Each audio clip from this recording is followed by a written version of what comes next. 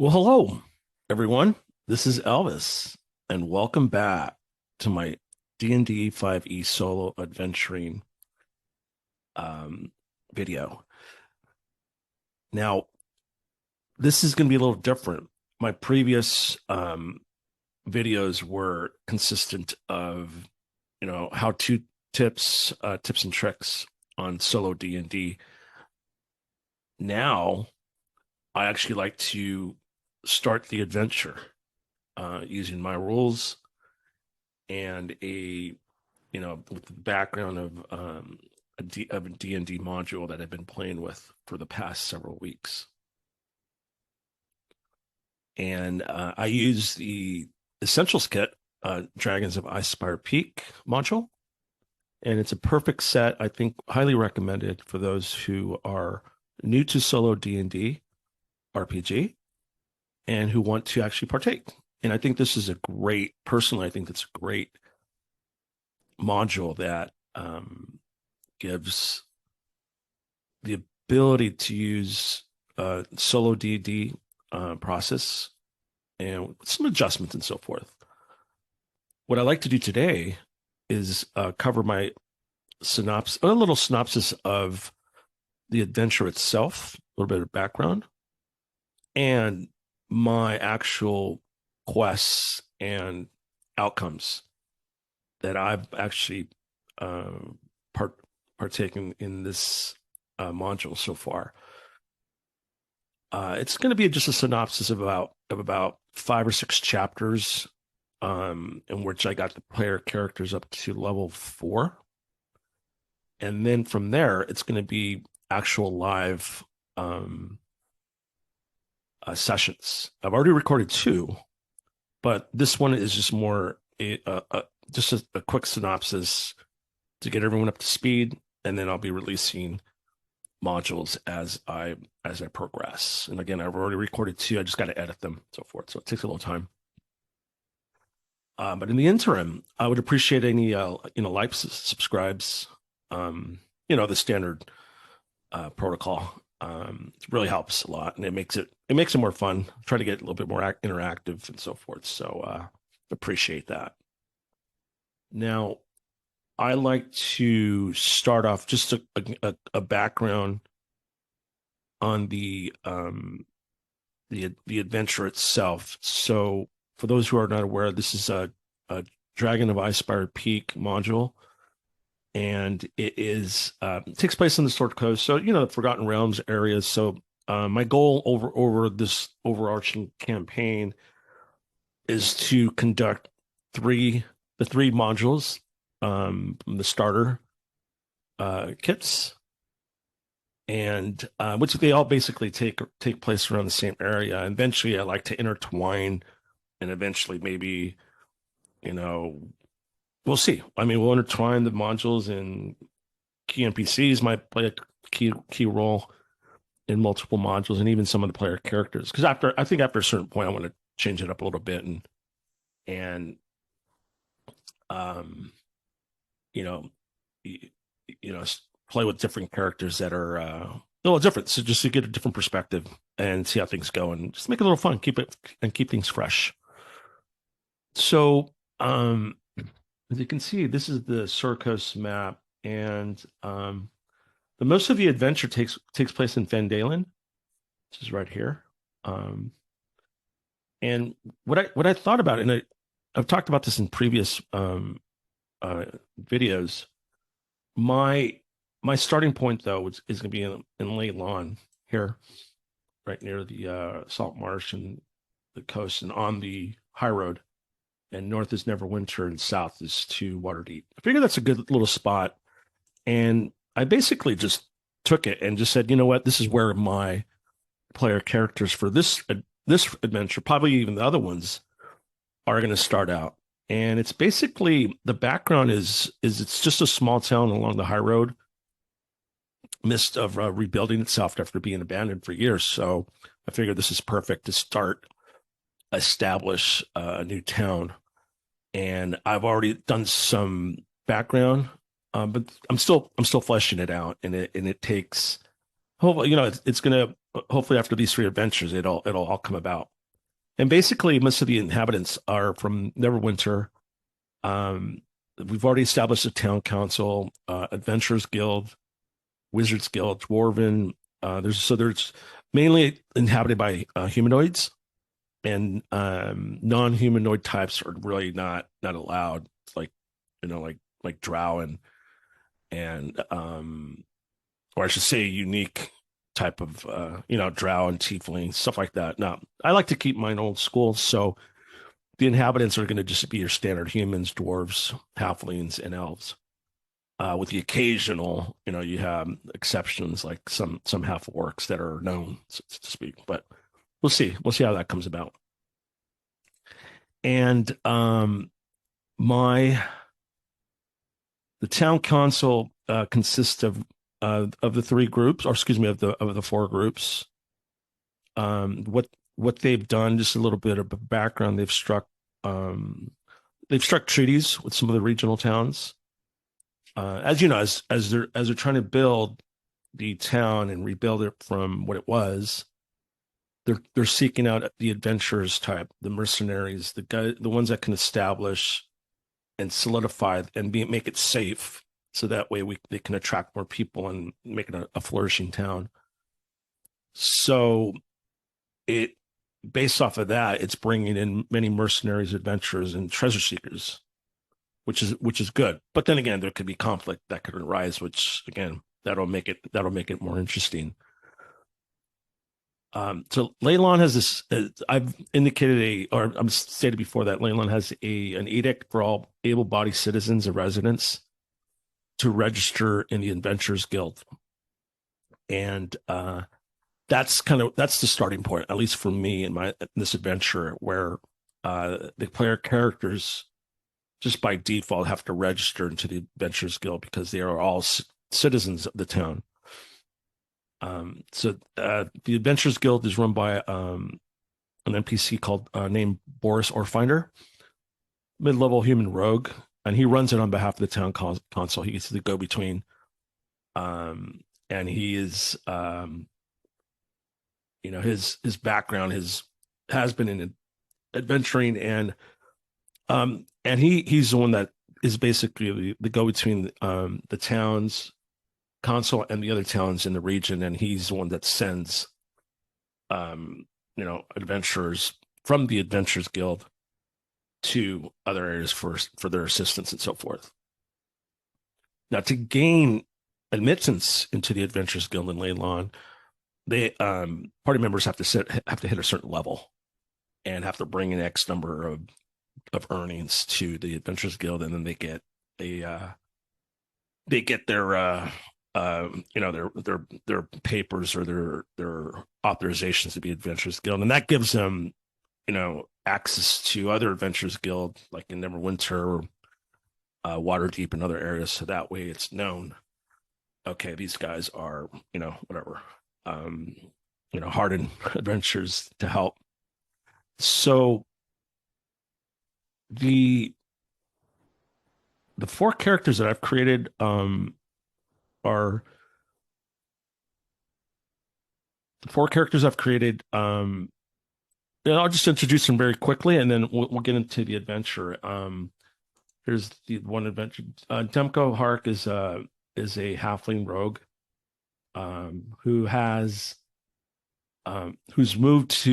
he's just standard. Him and his friends moved around, and they'd seek the side adventure throughout the region. They became very successful at being your rogue type, your thieves, not necessarily from an evil perspective, but it just as a means of survival. Unfortunately, one day, his best friend Lars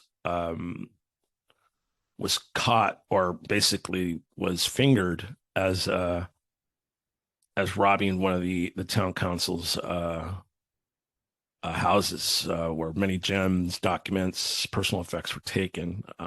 He was pointed to be the culprit and convicted, mostly on circumstantial evidence. So Denko is on the search for he could find more. Well, the rumor is that someone else did it, but they fingered Lars. So Dem goes on a mission to seek any new information to vouch for his friend. But before he can do that and talk to any other, say, thieves guilds in the other regions, he has to be part of the Adventurers Guild, or otherwise they just literally won't talk to him. And that's Demko. And this is his progression so far. So we're at level 4, and he's done pretty well there. Next character is Kalman. Kalman the wizard. He's a human wizard. He's like a child prodigy. So at an early age, he beat out other children to be accepted into the wizards' schools, and he's done very well. His mentor's a mid-level mage named Odo Clausen, and he's mentored him since an early age, and now to the point where Kalman is basically old enough and to gain favors within the Wizards Council and the Adventurers Guild. He's been asked to register and go out, seek adventures, bring back anything that's pertinent from a magical perspective for the Wizards Council, and that's why he's at the Adventurers Guild in Leilon. The next guy is Landon. Landon is an elf bard. His background's a little bit more privileged, where his uncle, Roland Arisian, is one of the town council members representing the elves. But Landon's a little bit more of a, not necessarily a lost cause, but he's definitely more unique from the elven side of the fence. He's basically he's very charismatic. He's known as a bit of a kind of like a ladies' man. He fell in love with one of the daughters of the town council members. It was a whole relationship thing where apparently there was some infidelity, and he claims innocence, but he still has an immaturity to himself, or to him and to others. So basically, both his uncle and his ex, her name is Margot, feel that he needs a little growing up to do, and obviously going out and doing some adventuring would definitely help that, both from a adult and relationship perspective. So he wants to prove both that he's capable of that. So that's why he's registered at the Adventurers Guild. So we'll see what happens with that. And then last but not least, Gilver Greybeard. He's a dwarf fighter. His family, or the dwarves from Delzoun, were driven out from their area. So they majority of the clans that went in this direction, some settled in other parts, but his clans, are the clans that he's a part of, they settled in Leilon. They developed a guild, and they've been part of the Leilon rebuilding. Obviously with them being very skilled in smithery and masonry and stonework, it's definitely helped with the rebuild of the town. The Dwarven Council wants to build or expand their Dwarven museum. So the dwarves who participate in our adventuring are asked to bring pieces back of their or they want to bring artifacts, of specifically Dwarven artifacts, so they can showcase to travelers and preserve their history. And with Gilver being very proud of his heritage, he's off for that adventure. He's a little stubborn, but like any other dwarf, he wants to seek out treasures and artifacts and then bring them back. So he rounds out the 4 characters that I've created for this adventure. There's a nice uniqueness of, or variety of the characters that we have with a rogue, a tank, magic user, and a bard. So it's so far it's been interesting. It's been good. It's good balance. And we'll see how it goes. So the adventure for Dragon of the Icespire Peak is basically long. It's simple and short. It's basically a dragon issue. Fandalen. Let me pull up the map here. So Fandalen sits here, and then the party's here in Leilon as they all meet. So basically, the party is settled or put together. The Adventurers Guild by Boris. He's got a message from the town master in Vandalen that they have a dragon issue and some orc issues, and they basically need help with stabilizing the area, and hopefully they can eradicate this issue. So this is a perfect opportunity for young adventurers to go out and seek adventure and see what happens. So the background is basically a young white dragon named Servine has descended upon the Sword Mountains, which is basically right here.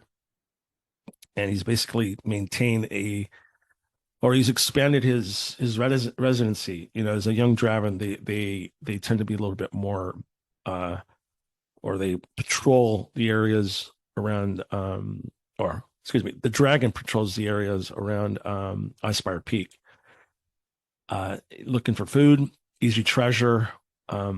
Not the smartest dragon, but it's still a dragon, and it's growing its domain. So as it grows its domain, it starts to push out other basically unruly types to the other regions. Hence, many orcs, other monster types are moving away from Icespire Peak and heading to the other areas, and obviously wreaking havoc. Basically, as there now conflict arises, right? So you have orcs that are moving in, and some of them are your standard run of the mills, but then there's shapeshifters as well, which the party does not know. So that comes about a little bit later. So now there's a whole clash on that side of the fence. So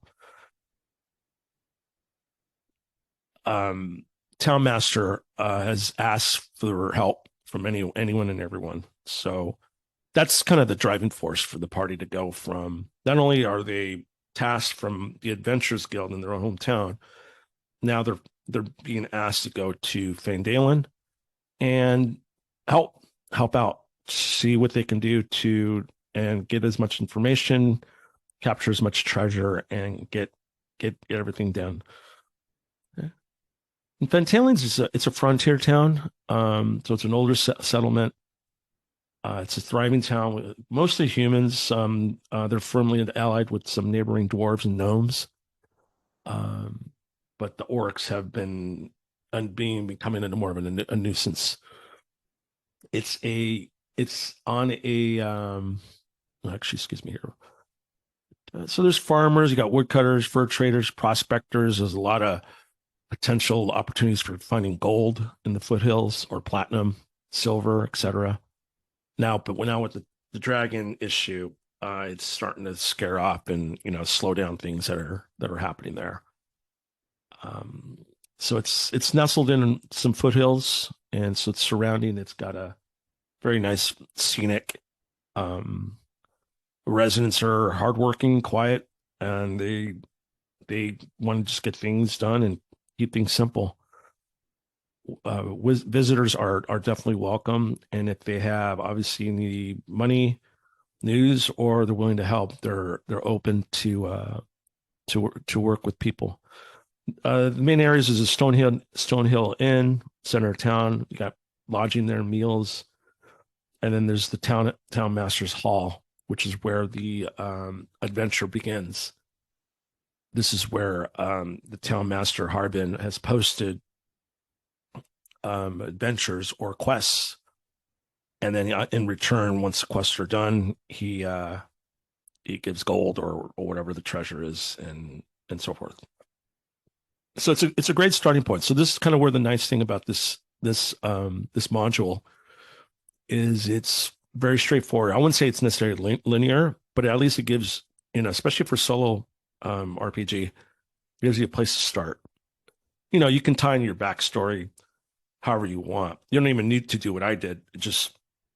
You can just go straight there and start adventuring. I like to have the backstory because, like I said, I want to tie in multiple modules, and hopefully they bring something together. If not, then that's how it goes. So, chapter 1, we're off to Fandalen, and I'm not gonna do any rolling or anything. I'm just gonna just talk about how, or a synopsis of everything I've done, and I'll highlight some key parts because I do remember many things. So the party makes it to Fandalen. Let's just move it there. And they make it to Fandalen as they were tasked to speak with the town master Harbin. He reaffirms there's a dragon issue. In fact, he's so scared he only talks to him through his door, and he says, pick a quest from the board and come back when it's done, and he'll pay. And then so they arrived in the morning, and they take on the it's called the Umbrage Hill quest, which basically they need to bring back Adabra. So she runs a mill not too far from Fandalen, because they're looking out to protect her because of the imminent danger that's been happening with the orcs, the dragon, and anything else. So I rolled. Nothing major happened. We got there in the afternoon, no issues. However, once we arrived, a manticore. Yes, this is our first encounter. A manticore was attacking the mill, and we had to eradicate it. I remember rolling on this one, and this is when I asked. This is, I think, the first time I rolled for or I asked the Oracle, do we surprise the Manticore? And it said yes, but I had a condition. It said yes, but with a failure piece of gear, either for the hero or the NPC. And I rolled. It turned out it was against the heroes. So my first roll, even though we had a surprise, I remember that was the halfling Demko. I rolled a 1, and with that, I made it to follow what the Oracle said, and it basically jammed his crossbow, which then I also said he's gonna roll with disadvantage on the next round, and sure enough, and that basically allowed the Manticore to attack, and it got pretty bad. Like I think I lost two went almost dead or down, and then they eventually were able to eradicate the Manticore, and it was a tough battle, especially for the first one. Fortunately, I had 4 people. If it was just one, there was no way. So we were able to kill off the Manticore. One thing we found out that Adabra, she's the only one that can provide potions of healing. So she gave us 1 for killing the Manticore. We had to take a long rest. Adabra, she refused to go back to Fandalen, but gave us a note to say, hey, yeah, they helped us out, or we helped her out, and that was enough for when we went back. With the note, gave it to the town master Harbin, and we were able to collect the gold, which is 23 gold pieces. And while we were away, um, the white dragon killed off a few cows and devoured them. So it seems like the dragon's getting a little bit more bold. So it's interesting. Now that completed that quest. So my chapter 2. So the next day, we take on the Dwarven excavation quest. So this was where the Manticore was. So we went back the next day, the next day we went back to Fandelian, and then we took on the quest, and then that took us to here, Dwarven excavation quest. This is where it's a couple mines, and it's the same thing. We want to warn the dwarves there that there's an issue happening with the area. So another kind of find the people or NPCs, let them know what's going on, help them out, and if they want, yes or no, they can come back or not. So on the way to the caves, okay, per my notes, we were surprised by 4 blights, 2 needle blights and 2 twig blights. We were able to kill the 2 needle ones, and then the 2 twigs fleed. Even Demko was struck unconscious, but was revived by Landon. That was another little battle, which was just kind of out of nowhere. They arrived at the cavern in the morning, and they met the dwarves, Doribus and Daslin, who provided details of what was happening and needed to get done. They basically needed to eradicate a couple oozes, and then they basically said that whatever we find we can keep, but they just wanted to stay and continue on with their excavation. They didn't want to go back. So, all right, so we took on that, and we were able to kill. The party was able to kill the oozes. We found 15 gemstones. This is where another one that an oracle thing came up, where I was searching for secret doors, but based off the rolls, I couldn't find it, right? But I asked the oracle, I think, one last thing. I go, you know what? Do we look again? And it still came up no. But it came up no with the condition. It said a twist or a fact the hero thinks they know is actually wrong. So even though it came up with no, I told myself, well, you know what? Okay, we're going to get surprised by a couple of orcs that came through the secret door. So that turned out to be a nice little twist. And based off of that, we were able to kill the orcs.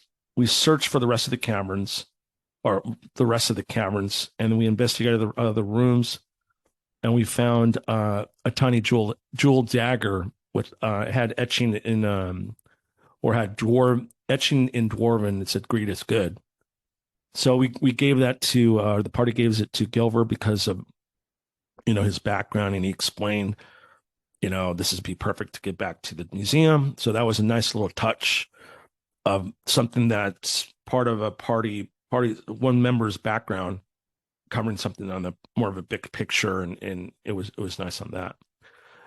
Now the other thing about the rolls is in the cavern I rolled again, and I remember, I know the rooms are there and those secret doors are there, but based off the rolls this time I failed all the way through, and I wasn't able to open all the secret doors, and there was some treasure was left behind. Fortunately, I got all the key treasures.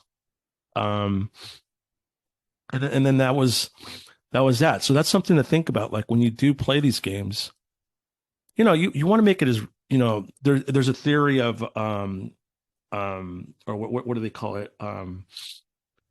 There's intentional strays, where the theory is, there's secret doors there based off, because you got to read it, and then you got to, it's a bit tricky, but if you roll and you really roll against it, you can't we keep rolling to get it because then otherwise that defeats the purpose of solo RPG, right? Um, unless you're playing a completely different game, but at least for me in D&D and what I've experienced, that you got to stick with it. You give yourself so many tries, but if you keep rolling, then it defeats the purpose. And this was a perfect example in my case, where I knew there was a secret door there, but based off the rolls and the oracle and what it came back, it was almost like, all right, I missed out. And then, that's the way it goes. And unfortunately for the party, they didn't get everything, but they got most of the stuff that they needed. And then also on the way out, we were surprised by Four Oaks, and literally this was the almost a TPK. We had everyone went down with the exception of the wizard. He rolled at the very end and was able to just blast the last one. He had to use a healing potion on Landon. Landon then healed Demko and Gilbert to restore the party. They literally went down. This was a very close call. This is on the way out from the caverns, and that was quite interesting. And that was a close call. And it was literally because there's just rolls were just going against the party. So on the way back, rolled again. So how I manage like overland or hex, the land travel, I roll 2 times. I roll it for an NPC encounter and then an environment encounter.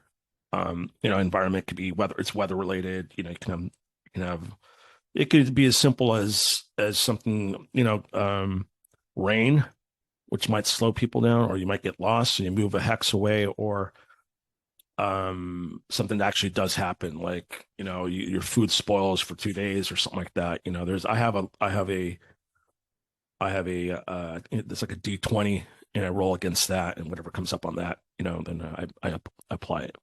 But in this case, nothing happened. And the same thing for NPCs. I have not your traditional just run of the mill NPCs randomness. I have NPCs that actually have something that's related. I created a video, or I'm going to, and I'll talk about that in a little bit more detail, which is actually a cool option for those who like that stuff.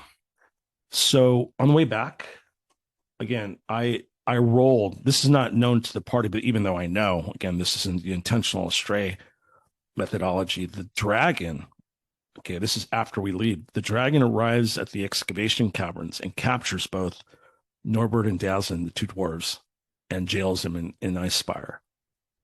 Now, this will become a side quest once the party's aware. It's not really a side quest because we have to eventually face the dragons, but now it's almost like a timer quest. Like something's going to happen if they don't do anything up to a certain point. So stay tuned on that. So they get back, and they collect their 50 gold pieces. And this is when they, since they were pretty much down,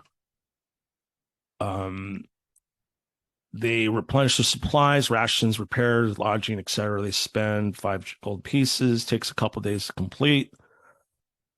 They reside in the inn. They meet Tobler, the innkeeper. He gets information from him that where things are happening in Neverwinter Forest, so beware.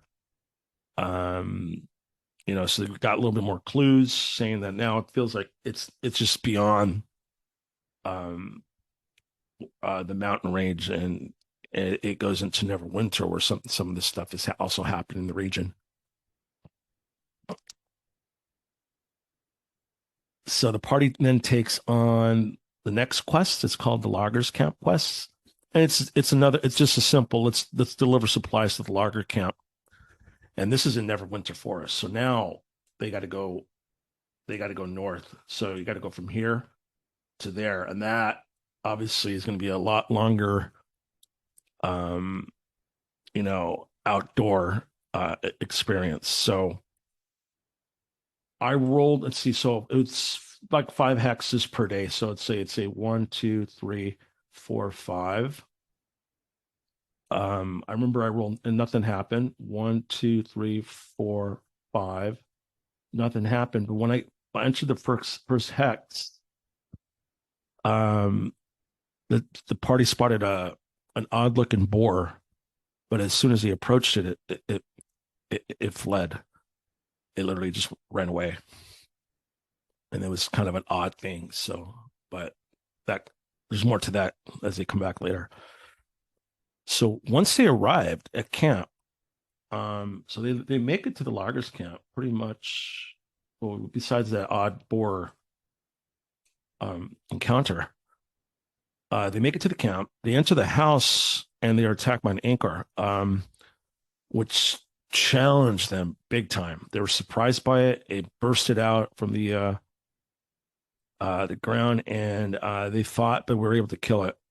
They rescued Toblin. He was visibly scarred, and then based off of that encounter, and they simply just needed to deliver. I remember rolling to decide what the party's going to do, and they decided to go back ASAP. And then even all my rolls too, to return. Fortunately, they returned unscathed, so there were no issues. It took 2 nights to get back, so they got lucky, and they were able to return back to Fandalen with Toblin, and then collect the reward, which is 100 gold pieces. Chapter 4. This was the Gnomespere Caverns quest. So after their party replenishes their the supplies, they rest, and so forth. They want to move on.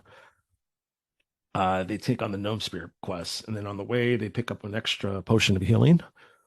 They arrive in Gnomespere. They meet some gnomes, and they're advised to speak with 2 gnomes called Fiddlestib and Dabbledob to get additional information. While there, they're attacked by a deranged mad gnome. Fortunately, our wizard Kalman put her to sleep, and we're able to continue it on. They met 2 guards, and then they managed to negotiate with them. So there was kind of like an odd, tense feeling there. So something odd was happening. There was a trap where Kalman used his familiar to flick the switch to disable the trap. They finally meet with Fibble and Dabble. They provide more information on what's happening. They basically advise that one of the kings went mad and imprisoned the other king in his chambers, and basically holding him hostage and locked them in the room.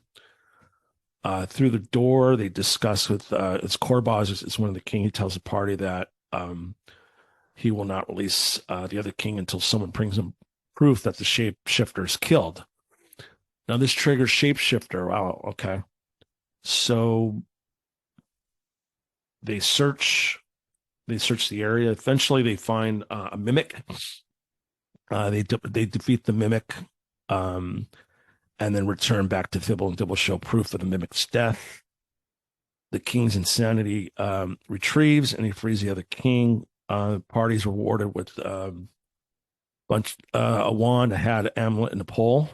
And basically, Kalman uses detect magic and determines that we got some magical items. On the side, Kalman barters with one of the gnomes and receives from their spell book the spell of mage armor written in Gnomish. So this is perfect. So this ties into his backstory of bringing stuff back to the wizard's console in Leilon. So that he tucks that into his spell book, and he moves on. The party returns back to Fandalen. No issues. They rest, replenish, sell, attune. They buy another potion of healing on the way. So now they're making some money, but some of that's going to have to go back to the Adventurers Guild, and then they still have the 2 potions. and they're moving along. We have chapter 5. This is the chapter 5. They take on the Butterskill Ranch quest. It's basically rescue Big Al Calazorn from in Butterskill Ranch, which is over here, which is a little bit past Coneyberry. So it's going to take a little time on the Tribord Trail to get to Coneyberry, and then it's Butterskill Ranch. So on the first night, I think that's about right there. We meet with it was an NPC. It was Vanuth or Xanath, the center, and he basically seeks adventures to meet with Falcon in Neverwinter, in the Neverwinter forests. He's looking for more adventurers who can help Falcon. This will give Xanath the center more valor and honor amongst his people, or his clan, and he advises to be wary of shape-shifting orcs. So now it looks like there's more shape-shifting creatures in the region, or basically that's what's happening. And that was that. That was one night where they, spoke with him. They eventually get to Coneyberry. It's raining. In the evening,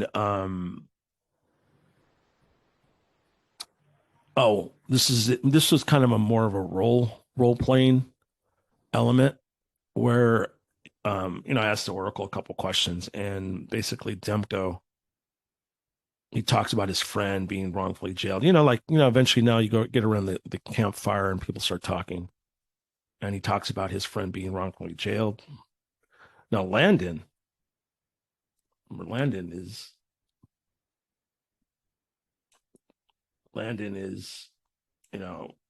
part nobility, and he realizes who may have fingered Demko's friend regarding the robbery. He overheard a tale from someone called Elmo Blatch, a known rogue who likes to boast, and he's based out of Neverwinter and occasionally Waterdeep. And Landon says that he can vouch for him in front of the council. So now that triggers some new potential side quests for both Landon and Demko, Demko's on his mission to save him. But before they can do anything, they have to continue. So the next day, it takes them a little longer to get to the ranch because the rain and it's just slows things down. And when they arrive, they're immediately attacked. They're attacked by 6 orcs. Challenging fight, but they eventually kill him off. Kalman actually went down, but he was stabilized. But they took a lot of damage and required basically a long rest. So if you recall, that boar, that very odd looking boar that appeared in Neverwinter, appears again. And again, as soon as the party basically turns towards it or looks at it, it basically bolts. It's gone. So obviously something's odd. And what happens, not known to the party, is the boar basically warns the other orcs to ranch. And now orcs are ready for the party. So as soon as the party arrives at the farmhouse, they're attacked by 4 orcs. Even though the orcs had surprise and had the advantage, the party was still able to kill them off. Party eventually searches the farmhouse. They find Big Al in the cellar and they free him. They heal him. They convince him to leave, but he asks the party to find his favorite cow. It took a while based off the rolls to find the cow. And basically, he gives the party a mithril chainmail as reward, and that was a nice little win there. And the next day they make it back. So from the next day as they leave, remember that boar appears again, and as soon as they approach, it bolts. So that boar is something's happening with that boar, but the party just doesn't know what it really is or what it's doing. But it's obviously something that is of concern. Eventually, they make it back, no issues besides the boar, and they basically receive a letter. This time, very very interesting letter that they receive is they receive a letter from the White Dragon. Interesting, right? It wasn't necessarily um, to them; it was more to anyone. And the letter from the White Dragon is indicating that he's aware of adventuring types in the region, and he's taken the two dwarves as hostages. And these are the two dwarves from the excavation cavern quest. And now it says if you want a real challenge, come and rescue them before time runs out. Is basically all it says. So now there's a time again. There's a time request. And this is something a side deal that I basically created. And now there's an element of urgency, but at the same time, these the party is only a certain level, and to take on even though a young dragon, it's still going to be a challenge. So now they got that to think about. Chapter 6. It's the Mountain Toe Gold Mine quest. Party gains a new level, their third level. Again, they replenish, they identify the mithril armor. It's given to Gilver. In return, he sells his existing chainmail. That goes to the party. Again, party has 300 gold pieces, or probably a little bit more. 2 potions of healing, and they're ready to take on the next quest. And they take on the Mountain Toe quest from Harbin, who's still posting quests on the board. And this is another escort Raskin, who's from Neverwinter, and he needs to deliver supplies from Neverwinter to the Mountain Toe gold mine.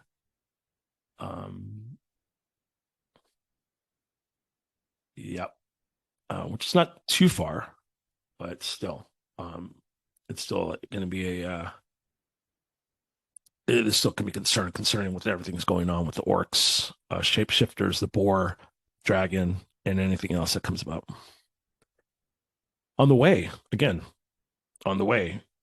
to go, it shouldn't take more than a day to get there, but on the way, the same boar appears and bolts. So now it's like, okay, great. Here we go again, right? At least that's what the party's thinking. Also within 5 miles of the entrance to the mine, they encounter 6 dead orcs. It looks like they were killed by some extreme cold.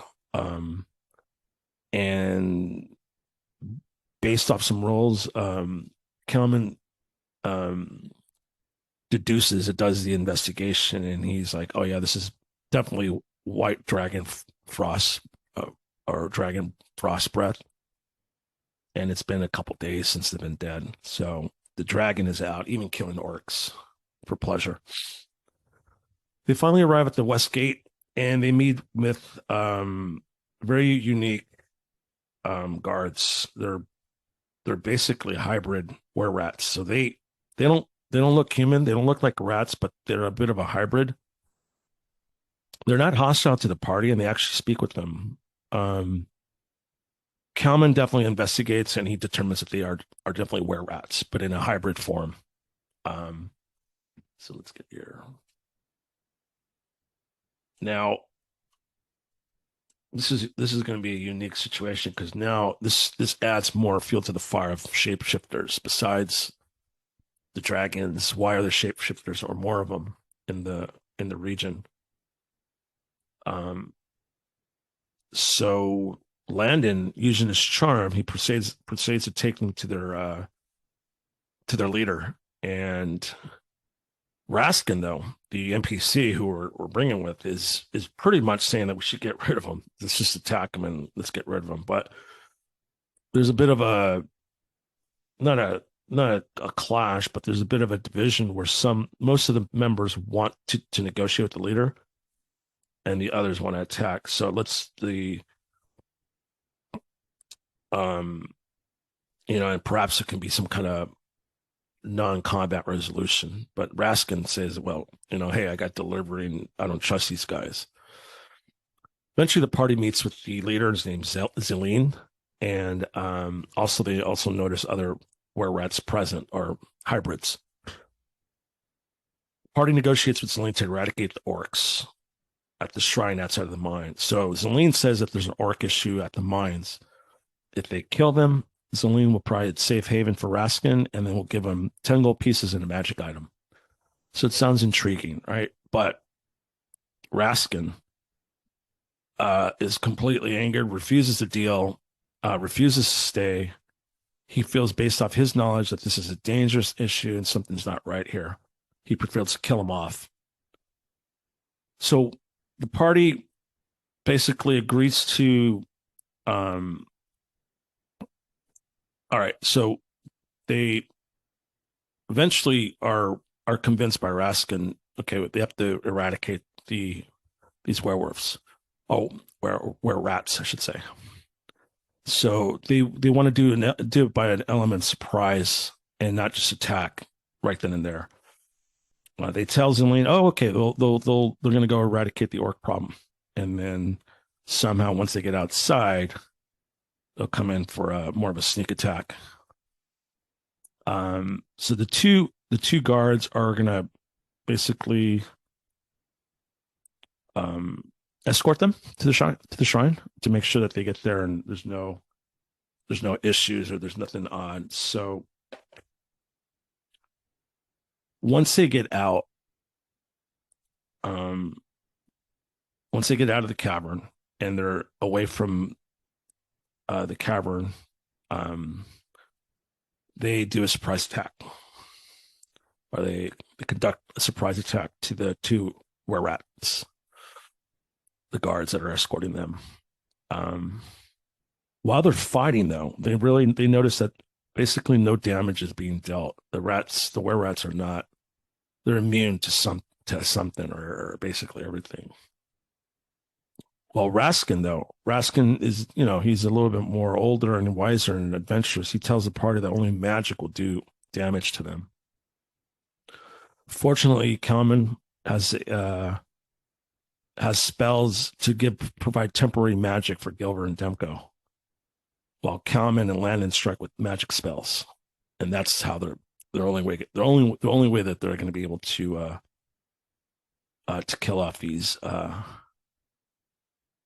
were-rats. And even Raskin doesn't have any magic weapons, so he can only support if things can become dire. So it's down to just 4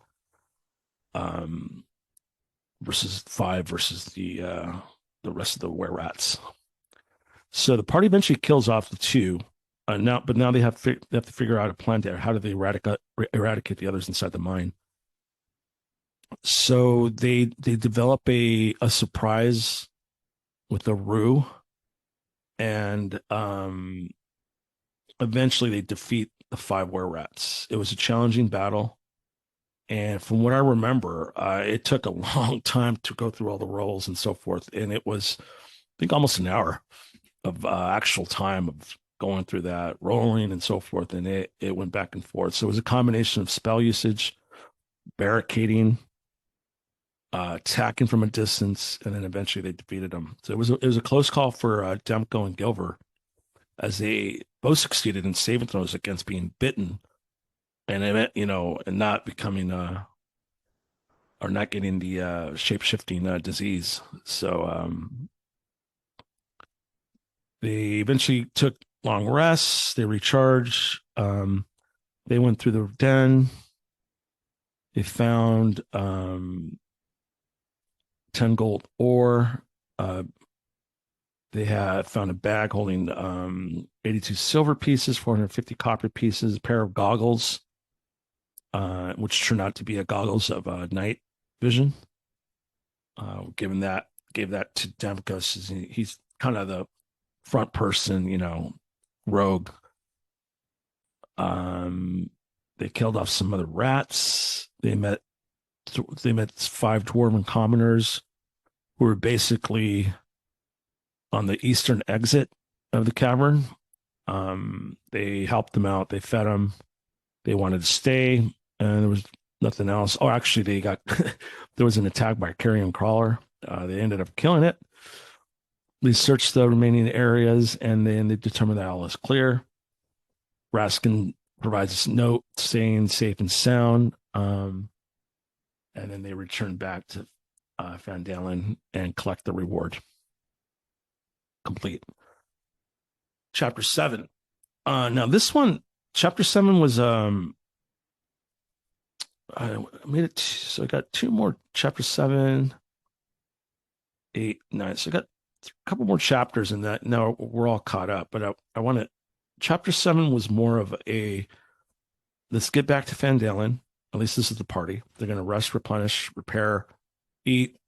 The whole works. The second day though, Odo, if you recall, Odo the Sage, Kalman's mentor, provides some news to the party members. So now there's an role playing element here.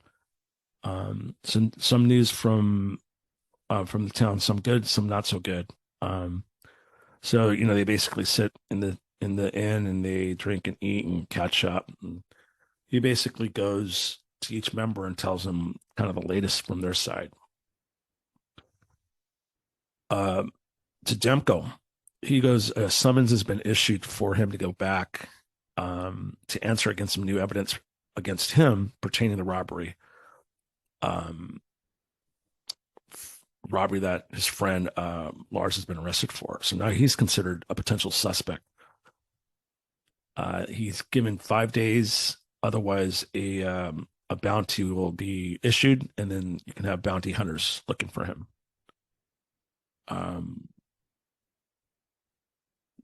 And then there was a roll. I rolled this Demko go back and roll, and Demko decides to say he'll sort the issues out when he's done to prove his worth, regardless of potential bounty hunters or others. Okay. Landon, though, he's given some good news about his uncle's proud of his existing achievements. He's heard the grapevine. But Landon is shocked by the developments of what's happened with Demko.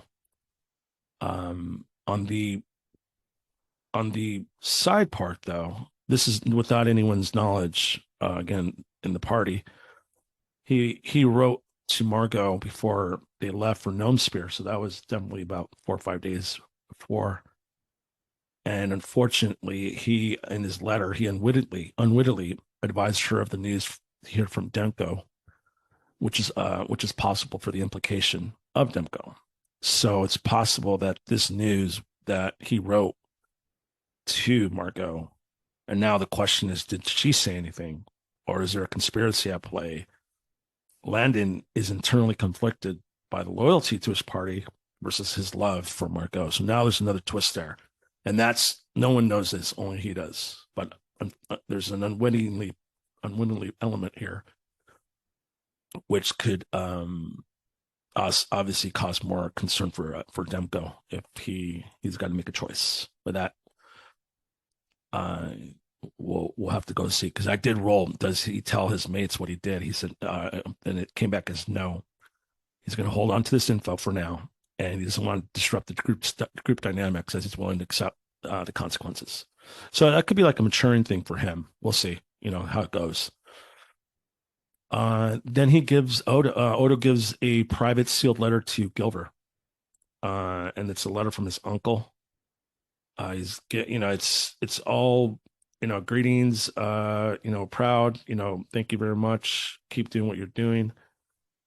Unfortunately, he's like your cousins, the Rock Seekers, have discovered an entrance to the Wave Echo Cave, and they intend to reopen the mines. They took several items from the Dwarven Museum to help with their intentions. The wizards find out they took these items. It poses a threat to the Alliance. He says, do not say anything to Odo or anyone else.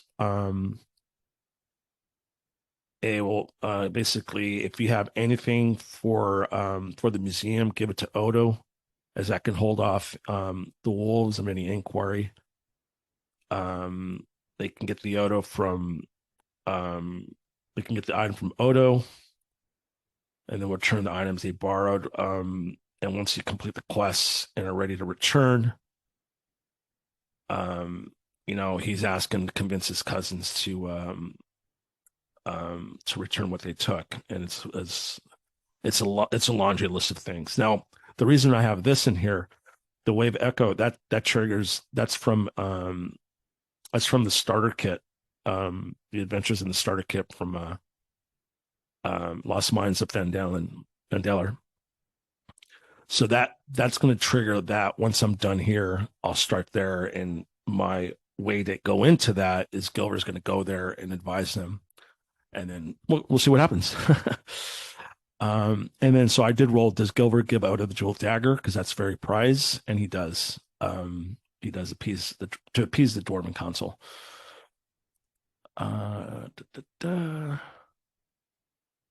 It's Kalman's link is basically the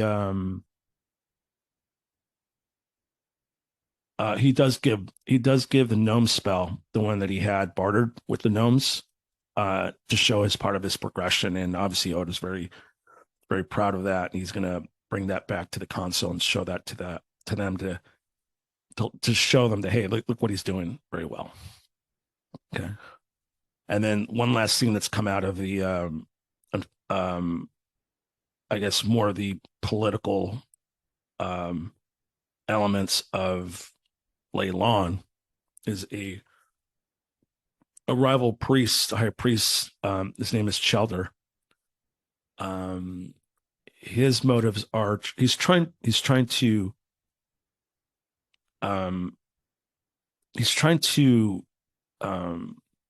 basically gain favors from the council and advise that the amount of adventurers and mercenaries that come through is basically not good for the well-being of the town, albeit that they do provide an element of safety and security. However, there's obviously been issues with them. His motivation obviously is to bring as many people under his sway, and he's an influential person. He's articulate, but his goal is to make his religion the most popular in town, and he wants to be able to convert as many people over. He wants to make sure that the adventurers are in check, or have them leave is important. He's fundamentally a good person, but he's trying to win support, providing charity, promoting peace, and working to enforce the law and order. He's definitely skeptical of adventurers and characters that do come in through, and convinces that they are troublemakers.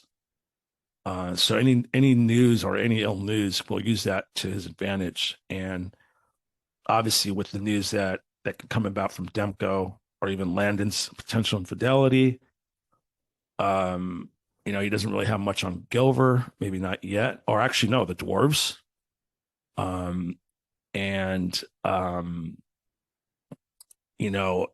He can already, you got three, or basically all of them. And then he can, the wizards and the clerics and priests they're usually generally not on the best of terms because of their belief systems. So he can use that to go against, Kalman and Odo. So now there's a rivalry coming into play, and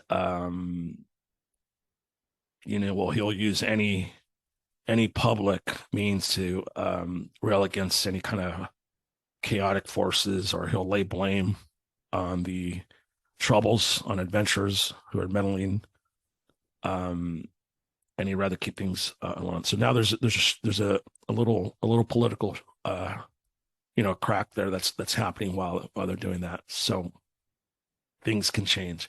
Now, if Odo tells them if they bring certain things back, that can help, soothe things down with them. And specifically, right now, Childer's looking for a horn of a minotaur, so he can pay tribute to his god and gain favor.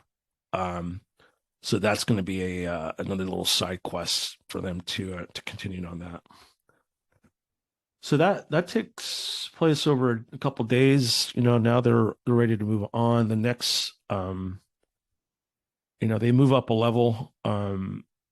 Actually, let me just really quick, the RPG one was the role playing chapter there was very interesting because it helped solidify a lot of things that were already in progress, but also added new elements and new trigger points, kind of the overarching theme, and kind of tying back to the backstories and the town and so forth, and just kind of keep things forward because I think it was part like a motivational thing for, at least for me, for to continue the story, not just do the quest, finish, go, next quest, go.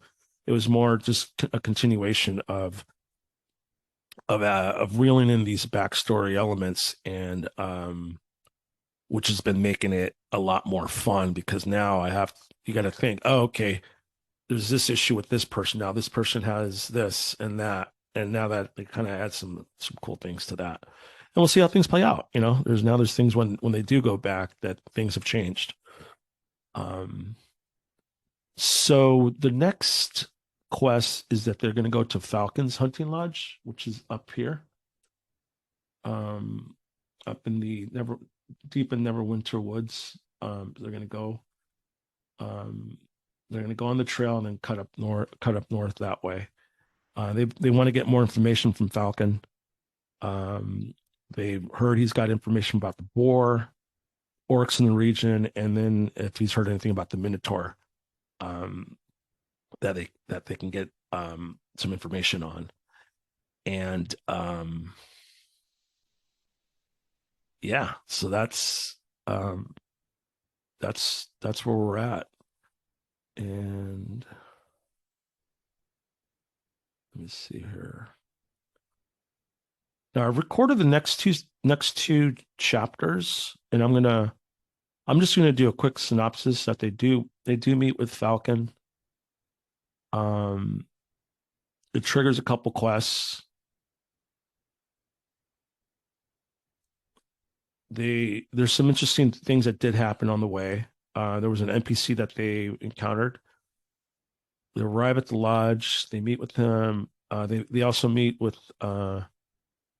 Xanth, the centaur. They eventually make it to. They go to Woodland Maze. Mance.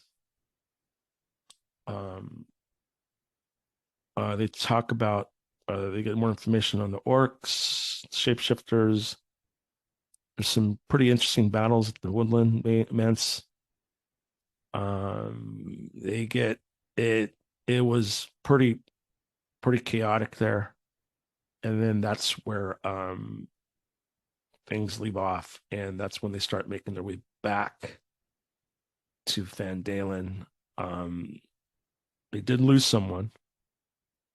Oh, I won't spoil it here. You have to listen to the podcast or the cast.